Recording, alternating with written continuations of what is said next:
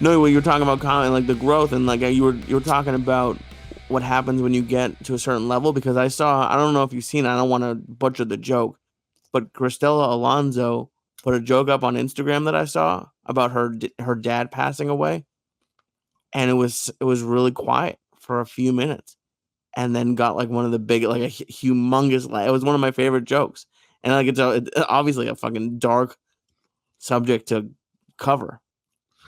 Well, when you cover those subjects, you got to have a back. Those subjects are tough because a newbie might go up there and fuck with that shit, and then you can't get yourself out of that hole. No. Listen, I was doing comedy 10 years, and I told a story on stage of my mother dying. Done. Done. I didn't know how to get myself out of that hole. I did not know how to get myself out of that hole. And I would try it for about 2 weeks. I would just go up there to bomb. I'm leaving, people crying in the audience. You didn't find your mother. You know, that's a tough subject. And I learned that night at the Comedy Store in the Belly Room, because that's the story I closed with. And I'm like, I'm happy I closed with this, because nobody could bounce back from this. And even when I did the one-man show those nights, I couldn't bring it up front. It's a deep. And then you learn. I'm not going to lie to you. You learn from it bombing. After you bomb 30 times, you'll learn how to pick them right up. It's like when David Tell goes, I'm with Biden, Hunter Biden, you know. Speaking of that, did you see his new special? Yeah, that's where I got it from. Oh, is that a joke in that special? Okay, because that was one of the best specials I've seen in years. You know why? Because it was not produced. It was crazy. It was crazy. He was talking to the side curtain. Oh, he broke out the recorder. It's because we needed that. We needed that for specials. Somebody had to go up there and break that fourth fucking wall. Enough with this going out there with a brand new jacket on and a suit. He went out there with a flute. He looked like a fucking burglar. Those are the dudes I hung out with when I used to burglarize homes. Oh my God. Speaking of burglarizing homes, OJ's dead and I don't feel so good myself. You know what I'm saying? Oh no.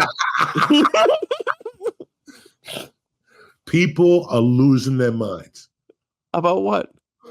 OJ died. They don't know. That's flabbergasted. That motherfucker never went to the grave and got away with the biggest trick of all time. And didn't he, like, they're still fighting, like, even though he's dead, he's like, they're still not getting my money. Dog, listen, that motherfucker died owing Jews $34 million. That's the greatest trick ever done. A black man owing a Jew in this world. Nobody's ever done that. He just went all day long, fuck you motherfuckers.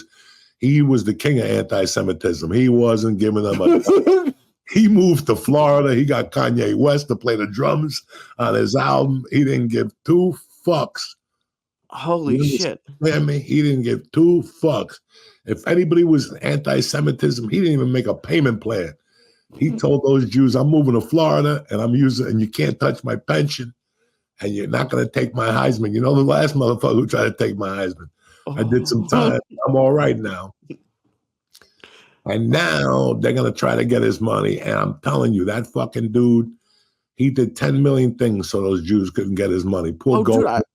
He's still walking around with the picture of his son.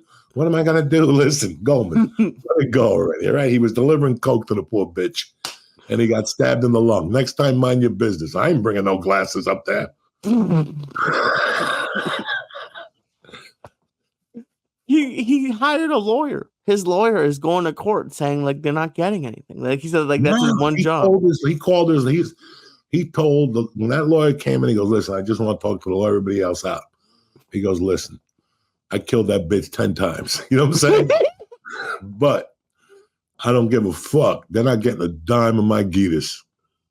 Not a red fucking cent. You understand me? That's I so don't give a petty. fuck. Let's hide it through Jamaica. Let's the Hall of Fame money, the fucking pension, the NFL. Let's give it to Junior Seau to make a comeback. Let's do something here. You know what I'm saying? Let's do something, cocksuckers. I think Junior Seau committed suicide. I didn't even come back. God forgive me. Who knows? Maybe they froze his head. I don't know. Can you explain? Because like I was obviously not around for like people who are young. Who would you compare like football wise and like star wise O.J. Simpson to before he committed the murders? It's very sad, Lee, because anybody my age, a little younger, a couple years older than me, they'll tell you the same thing. We grew up on OJ. Right. If you want me to lie to you and tell you on Monday nights, he didn't make my Monday nights as a kid. I thought about this the other day. I got no shame in this. I wasn't involved in a murder. This happened. This happened.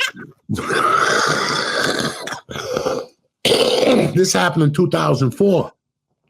I'm a 31-year-old man. I'm out of prison. I ain't stabbing nobody. Well, but let's be honest. I grew up on the guy on Monday nights. I also grew up on Earl Campbell. I also grew up watching Pete Rose and the Mets, and these guys were my heroes. I didn't play football at that age, but OJ on a Monday night? Fuck. The bars would be packed. Everybody, really? My God, OJ on a Monday night, Earl Campbell on a Monday night. They knew how to pack those schedules. So Monday nights, I told you about this. Mm-hmm. Fucking huge for football. No, but I like happy hours, cocaine, bitches, people flying, hitting each other with helmets. Monday nights were buck fucking wild. And then what about his movies? Like, were his movies popular? Yeah, he was like in ensembles, I guess. I don't, I'm not a big whatever at that time. Okay. Maybe and all those, he did those type of movies.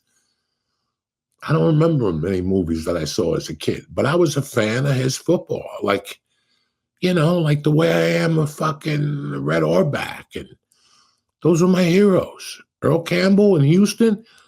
I remember being 12 and going, one day, I'm going to Houston. Regardless, I'm going to Houston, Texas. I don't know how, when, where. When I got booked in the lap stop, it was the happiest day of my life. I'm going to Houston. Because he played there? Yeah. And then my second favorite played there, Moses Malone. Fee, fi, fo, fum. You know what I'm saying? It's like, I maybe not to this level, but it sounds like almost like a Tom Brady level. Like, it sounds like he was like one of the more popular. OJ was the shit. OJ was the shit. Hold on. Let me break real quick and talk to these savages about DraftKings, and we'll come back to that story. Turn off your TVs. Run for your lives. It's over. They didn't put you on this planet just to give up. If Uncle Joey could do it, I could fucking rule the world. That's what you gotta be thinking. Welcome back to church, motherfucker!